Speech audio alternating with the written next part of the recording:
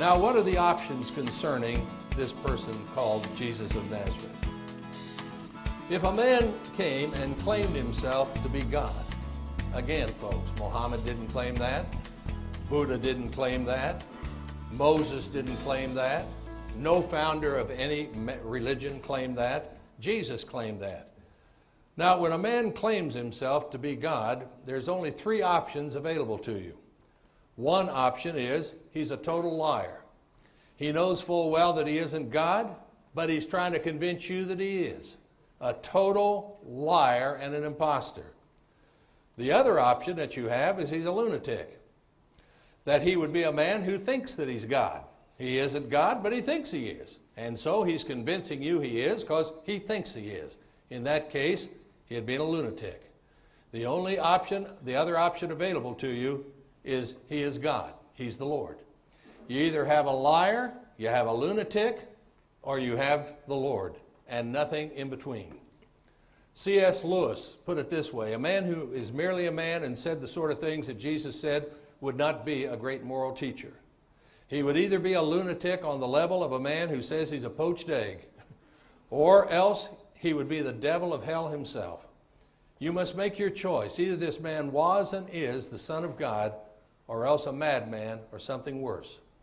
You can shut him up for a fool, or you can spit at him and kill him as a demon, or you can fall at his feet and call him Lord and God.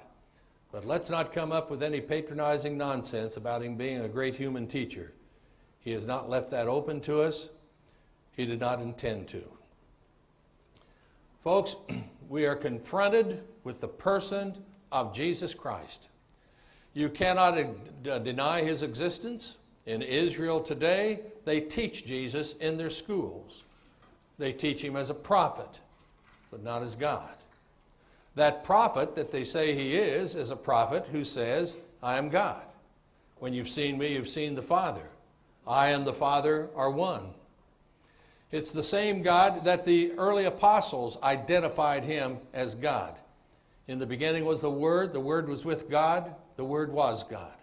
And the Word, God, became flesh and dwelt among us as the only begotten Son of the Father, full of grace and truth.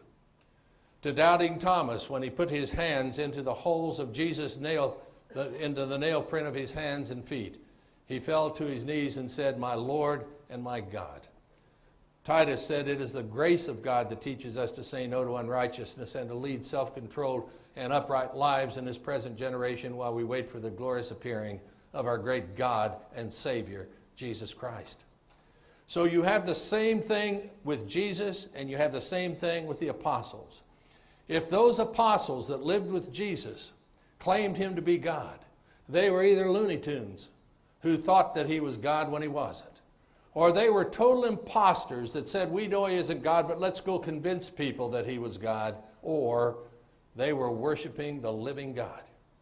To every person who is sitting in this room today who names the name of Christ, you're either a Looney Tune who has bought some nonsensical religious jargon, or else you're deranged who thinks that you've had an encounter with God when in fact you have not, or else you and I have had an encounter with the living God.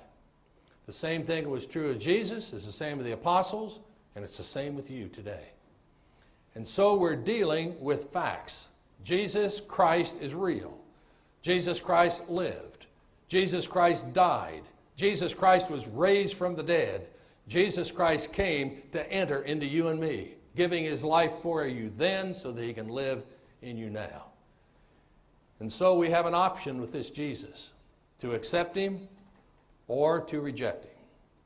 So the conclusion to all of this is, who do you say that I am? When Jesus came to the region of Caesarea Philippi, he asked his disciples, who do people say the Son of Man is? Well, they said, some replied, some say John the Baptist, others say Elijah, and still others say Jeremiah or one of the prophets. But what about you? Who do you say that I am?